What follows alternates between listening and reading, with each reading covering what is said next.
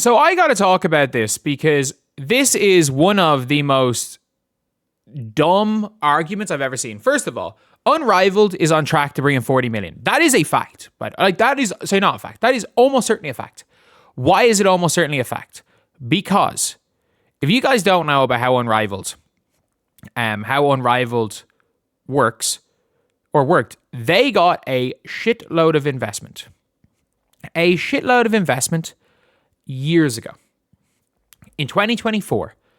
So Unrivaled made a boatload of money because they signed so many long-term sponsorship deals. Why did they sign so many long-term sponsorship deals?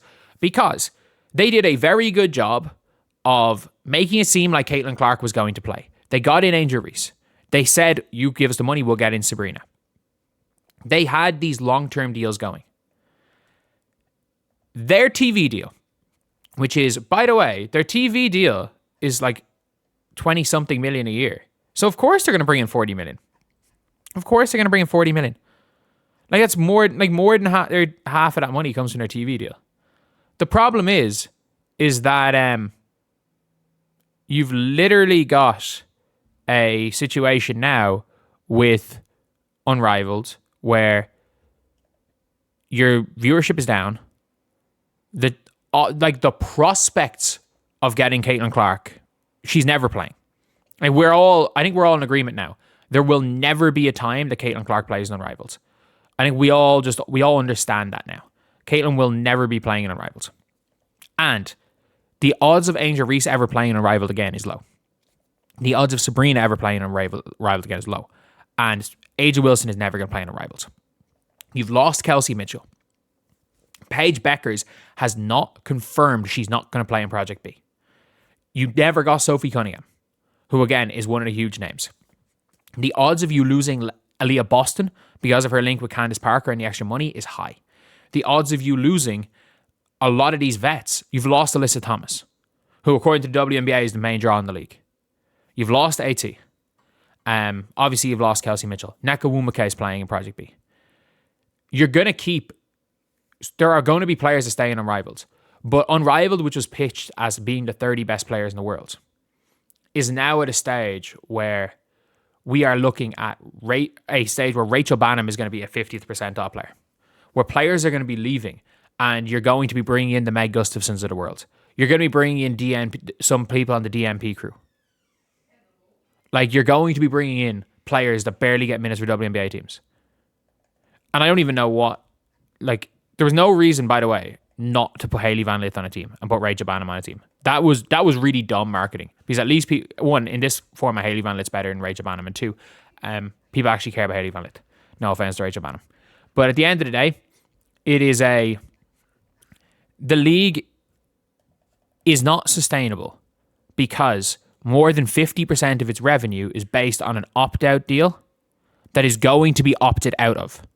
Like, guarantee that it's going to be opted out of. It is going to be opted out of, guarantee, because there are times where 30,000 people have watched. 30,000 people. And that is bad. Like, that is really bad.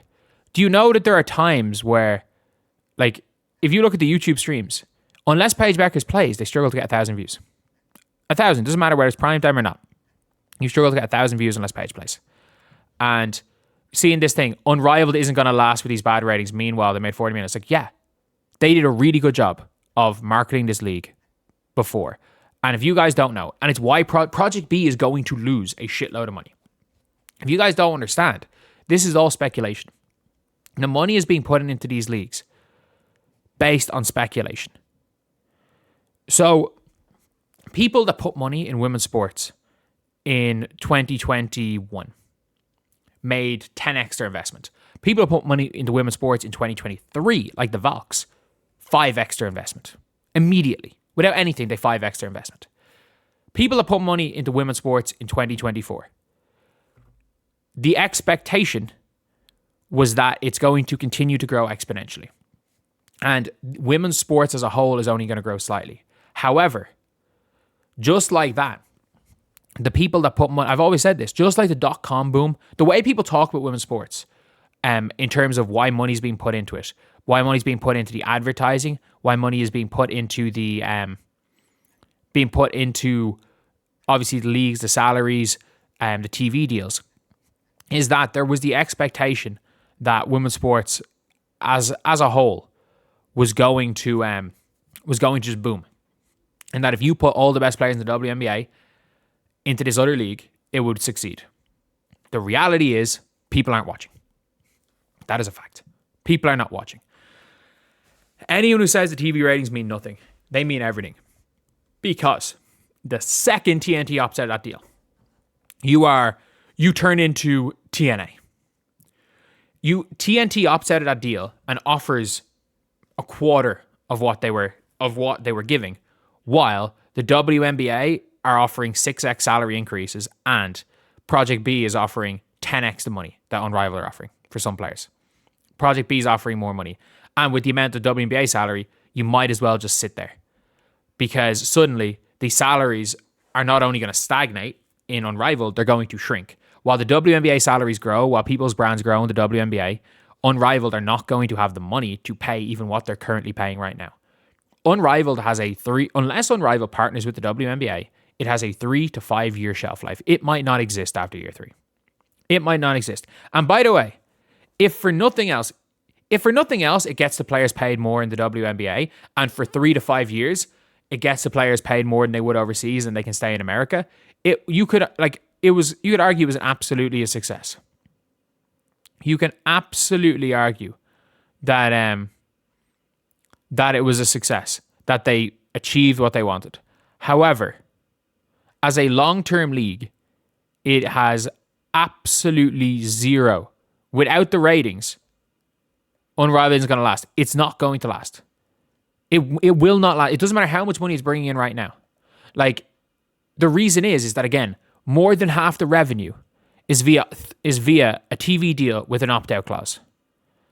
Like, honestly, more than half of that revenue is there.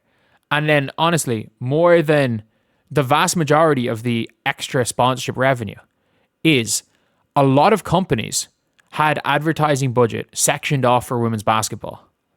And they didn't think they weren't 100% sure the WNBA was going to happen.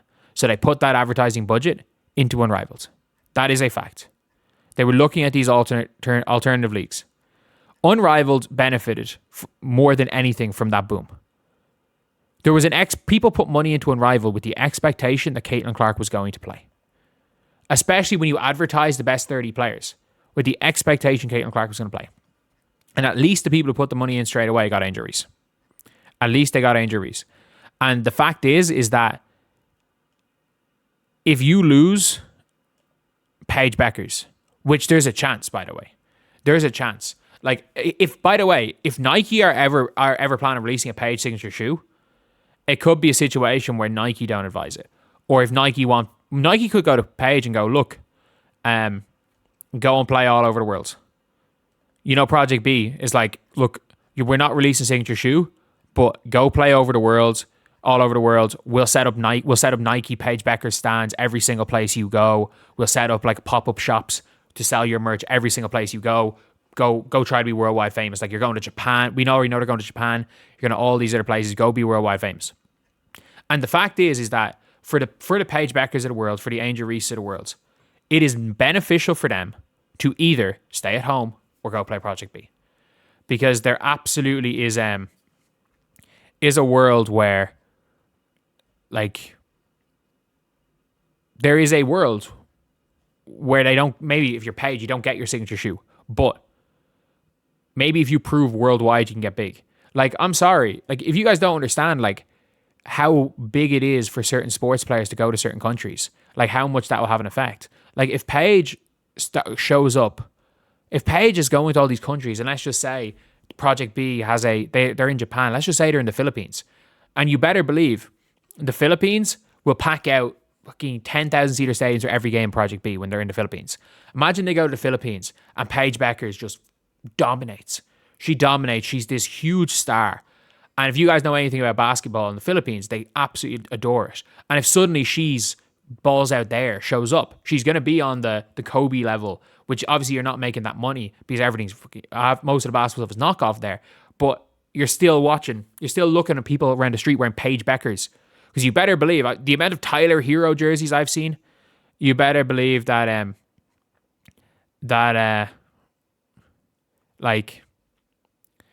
you better believe that Paige Bueckers is somebody that is going to, that could very well be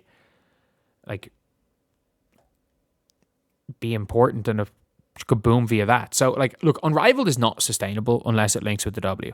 And the reality is that it could very well, a lot of people, their theory is that Unrivaled is going to be the off-season WNBA league if the WNBA invests in it and almost use it not like a G League, but almost like a tryout. Like it's in America, it becomes a 5-on-5 league, and players can play in it if they want. A lot of the top players won't, but for your borderline players, there's 100 players in Unrivaled. You can play it, choose to play it if you want. If your fee, the max contracts are $200K, which is again not a bad amount, more than players are going to be getting paid overseas.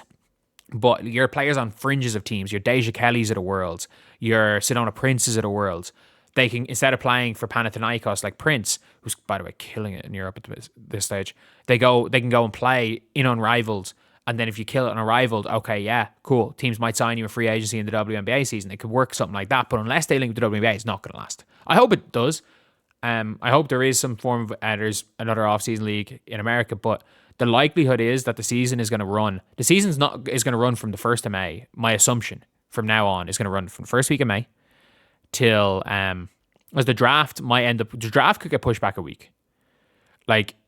You don't have to give college players 2 weeks. 2 weeks after the final for the draft. At the end of the day, there's no real combine. If you want to push it back 2 weeks, there has to be a combine. But you have 4 years of tape on these players. It's not like the NBA. And then the season can run. The season should run till, instead of the middle of October, it should run till the end of November. Run it till the end of November. I understand people oh, but what about the NFL? You're not beating the NFL anyway. It doesn't really matter. You're not beating you. The people that want to watch women's basketball are going to watch women's basketball. It was the middle of October in 2024, and you still had the record for Game 5 of the finals. If it gets to Game 5 of the finals and it's Caitlin Clark, basketball fans are going to choose to watch Caitlin Clark. You're not competing with the NFL. At the end of the day, people are going to choose the NFL. They want to watch the NFL. You're not competing with the NFL. But anyway, yeah, that's the video. I'll see you guys.